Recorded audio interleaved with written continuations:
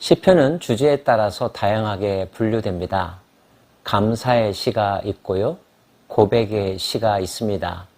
찬양의 시도 있고요. 탄원의 시도 있습니다. 탄원의 시는 대부분 개인적인 탄원인 경우가 많은데 그 중에 몇 편의 시는 공동체적인 탄원시라고 불리워집니다. 그 중 하나가 44편입니다.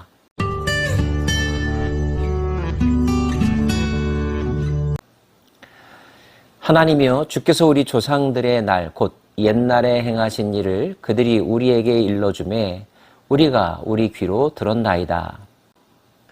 먼저 시인은 조상 때로부터 들려왔던 하나님께서 행하신 은혜, 하나님께서 그 민족에게 베푸신 역사를 들어서 배웠다고 고백하고 있습니다. 주께서 주의 손으로 뭇 백성을 내쫓으시고 우리 조상들을 이 땅에 뿌리박게 하시며 주께서 다른 민족들을 고달프게 하시고 우리 조상들은 번성하게 하셨나이다. 출애굽의 과정, 가나안 땅에 정착해서 있었던 일, 수많은 주변 세력들의 침입 속에서도 그 나라가 나라로서의 모양새를 갖추고 더욱더 강한 나라로 되어가는 과정들을 생각하면 이 시편의 고백을 잘 이해할 수 있을 것입니다. 그들이 자기 칼로 땅을 얻어 차지함이 아니요 그들의 팔이 그들을 구원함도 아니라 오직 주의 오른손과 주의 팔과 주의 얼굴의 빛으로 하셨으니 주께서 그들을 기뻐하신 까닭이니이다. 선조들은 가르쳤습니다. 우리가 이렇게까지 살게 된 것은 우리의 힘으로 된 것이 아니다. 우리의 능력으로 이룬 것이 아니다. 하나님께서 은혜를 베풀어 주셨기 때문이다. 도와주셨기 때문이다. 하나님이 우리를 기뻐하셨기 때문이다 라고 가르쳤는데 후손들은 그 교훈을 배우면서 하나님을 기억하고 하나님께 같은 마음으로 찬양하고 감사할 수 있었다는 것입니다. 그래서 이렇게 고백하죠. 하나님이여, 주는 나의 왕이시니 야곱에게 구원을 베푸소서. 조상들의 하나님, 아브라함과 이삭과 야곱의 하나님이 지금 나의 하나님이라는 사실을 고백하면서 하나님, 그 야곱의 후손들에게 계속하여 구원을 베푸소서, 구원을 명령하여 그들로 하여금 어려움에서 벗어나게 하소서 말하고 있는 것이죠. 우리가 주를 의지하여 우리 대적을 누르고 우리를 치러 일어나는 자를 주의 이름으로 밟으리이다.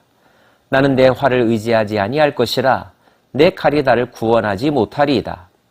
오직 주께서 우리를 우리 원수들에게서 구원하시고 우리를 미워하는 자로 수치를 당하게 하셨나이다. 우리가 종일 하나님을 자랑하였나이다.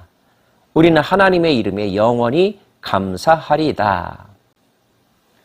배운 대로 그들도 하나님 앞에서 자기 자신은 아무것도 아니라는 것을 고백하면서 나의 힘과 능력으로는 불가능하오니 하나님 도와주소서. 하나님이 도와주셔야만 우리가 이 문제에서 벗어날 수 있습니다. 고백해 왔다는 것이고 이제까지 그렇게 살아왔다는 것입니다.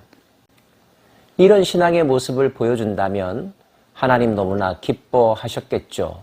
그래서 그들의 대대손손 하나님의 은혜가 머물 것이며 보호하심이 임했을 것입니다. 그런데 이게 어찌된 일입니까?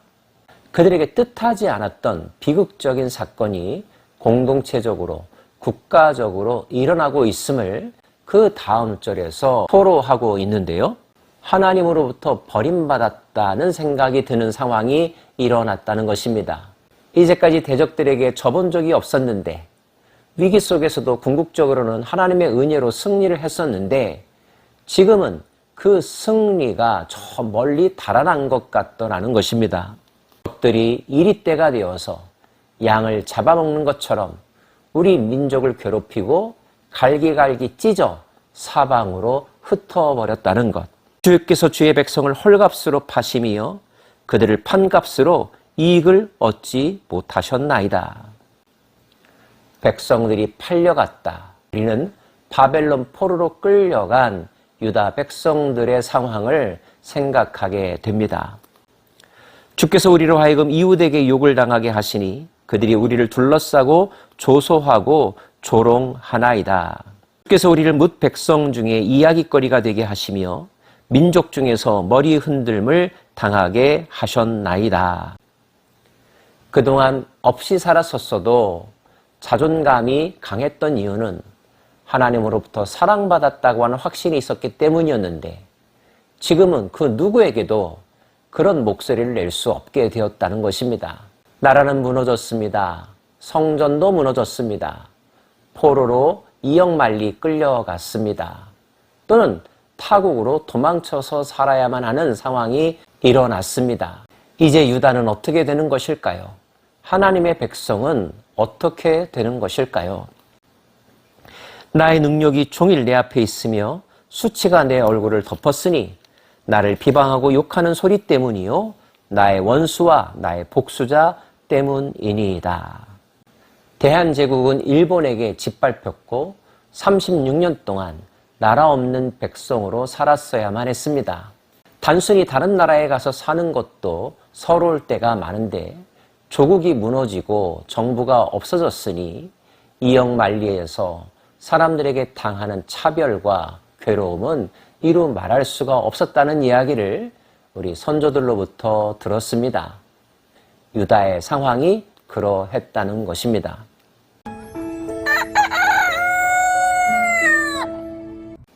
하지만 그런 상황 속에서도 그들 마음 가운데 남아있는 한 가지 확고한 신념이 있다는 것을 고백하고 있는데요. 이 모든 일이 우리에게 임하였으나 주를 잊지 아니하였다 말합니다. 주께서 하신 약속을 생생하게 기억한다고 말합니다. 우리의 마음, 상황에 따라 위축될 수 있었지만 위축되지 않았다고 고백합니다.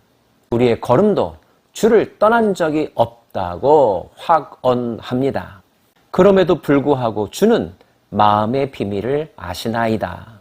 다른 말로 하면 주님, 내 마음 아시지요? 내가 어떻게 주를 사랑했고 내가 얼마나 주를 간절히 바랬는지 주님 알고 계시지요? 말하고 있는 것입니다. 그 마음은 마음으로만 끝나지 않았습니다. 우리가 종일 주를 위하여 죽임을 당하게 되며 도살할 양같이 여김을 받았나이다. 도살장으로 끌려가는 양같이 비참하게 죽임을 당했는데 그 죽임을 당하는 순간에서 주님을 위하여, 주님 때문에, 주님을 향하여 죽음을 순순히 받아들였다는 것입니다. 순교자의 영성으로 살았다는 것, 이것이 이스라엘 공동체가 하나님 앞에서 마음을 쏟아놓고 강조하고 싶었던 내용이었습니다. 주님을 위하여 죽음을 당하게 되었다는 표현, 신약에도 나오는 익숙한 표현입니다. 그리고 이 표현대로의 삶과 죽음을 보여주신 분이 계시죠. 바로 예수 그리스도이십니다. 그분은 십자가 죽음을 받아들이셨습니다. 이유는 하나님께서 명하셨기 때문입니다. 하나님의 뜻을 이루기 위해서였습니다.